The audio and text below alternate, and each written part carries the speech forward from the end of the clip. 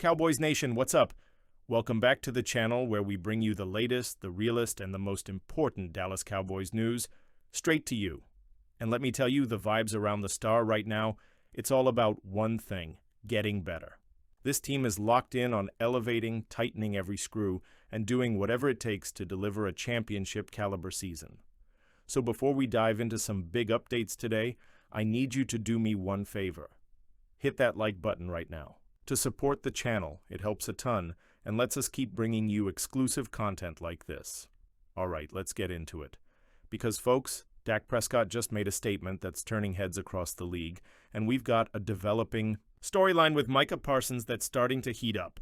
Let's start with QB1, because if you've been wondering whether Dak Prescott is healthy and ready to lead this team again, we've got your answer. Dak spoke at an event on Friday, the 35th Annual Children's Cancer Fund Gala, and he was crystal clear: if I had to play a game today, I definitely could. Let me repeat that for the folks in the back. Dak says he could suit up today. Now, for context, he went down last season with a hamstring injury that ended his year. After just 8 games, it was frustrating for everyone, especially given the expectations coming off that $240 million contract extension, the richest in NFL history by annual value. But here's the important part. He's not just healthy. He's focused. He said, "This isn't about just being ready for one game. It's about being ready for all 17, and hopefully 20 when you include the playoffs." He said, and I quote, "It's about moving forward healthy to make sure I can play 17 times 20, whatever we get to when the time's right." Cowboys fans, that's exactly the energy you want from your quarterback. Dak also talked about how he's planning to approach OTAs in May. He said, "I'm getting close to where I want to be. I imagine myself being involved in some, if not all, team activities." But here's that key point. Dak's not rushing anything. He mentioned his age, he mentioned what he's been through, and he made it clear this isn't about May or June, it's about being at peak form in September. Quote, "It's about being my best in the fall. That's wisdom, right? You don't want a quarterback trying to prove something in the spring and burning out by week 8. You want him peaking when the games count, and don't forget, Dak is still only 31 years old. He's got 31,437 career passing yards, 213 touchdowns, and a career record of 76-46. 3 Pro Bowls. He's done everything except make that deep playoff run we're all waiting for. And now, with the pressure, the spotlight, and the contract, this comeback season, it could define his legacy." Now let's shift gears, because while Dak's rehab is trending up, Micah Parsons' contract situation continues to be a cloud hanging over this team. And yeah, I know, it's April, not panic time. But when you've got one of the best defensive players on earth and he's not signed long-term, people are going to talk. Fox Sports' Ralph Vacchiano recently said it straight: every day the Cowboys delay Parsons' extension, the trade, murmurs grow louder. Why? Because if Dallas doesn't extend him, and let's be real, he's going to want record-breaking money, then the team could technically explore a trade to get a king's ransom in return. And look, nobody wants that. Nobody sane, at least. But until Parsons signs on the dotted line, that possibility exists. Teams around the league would sell their souls to get him.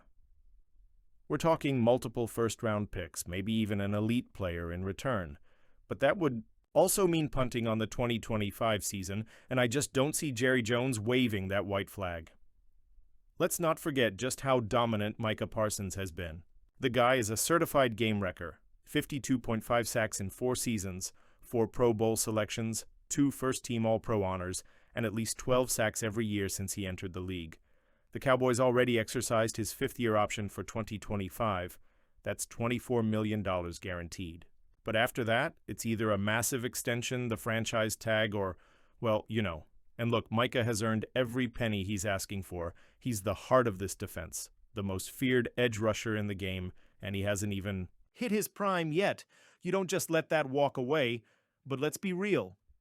It's not just about if the Cowboys want to pay him. It's about how they make it work with Dak's contract, CeeDee Lamb's upcoming deal, and other core players who are going to need to get paid. So here's the big picture view. Cowboys Nation. You've got Dak Prescott healthy again and motivated to silence the doubters. You've got Micah Parsons, the cornerstone of your defense, waiting to get locked up. You've got a roster that's ready to win right now, with one of the best defenses in the NFL and offensive weapons in every direction. The question is, can the front office keep this core together? Can they balance the salary cap, the egos, the timelines, and still make a run in 2025? Because if they get this right, this team can go toe-to-toe with anyone in the NFC, the Eagles, the 49ers, whoever. But if they mess this up, if they lose Micah or Dak isn't the same, or the locker room fractures, we could be looking at another almost year. Trevan Henderson isn't just a name. He's a full-on problem for defenses. Coming out of Ohio State, Henderson has been on scouts' radars since his freshman year. He's got speed, explosiveness, vision, and physicality in pass protection. Everything you want in a three-down back. And while he wasn't the only back who visited the Star recently, he might just be the one that left the biggest impression.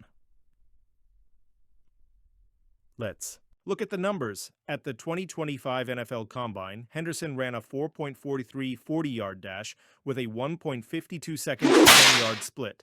He posted a 38.5-inch vertical and a 10'8" broad jump. Those numbers are elite, and they place him squarely at the top when it comes to raw athleticism. And yes, there were other studs in the mix, like Quinshon Judkins and Omarion Hampton, both of whom had top-tier relative athletic scores. Henderson didn't test quite as well in the RAS metric because of his size. He's a bit more compact than the others. But when it comes to burst and playmaking, he's got it all.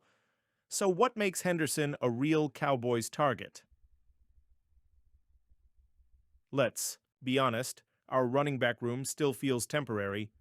We added Miles Sanders and Javonte Williams, sure, but neither is guaranteed past 2025.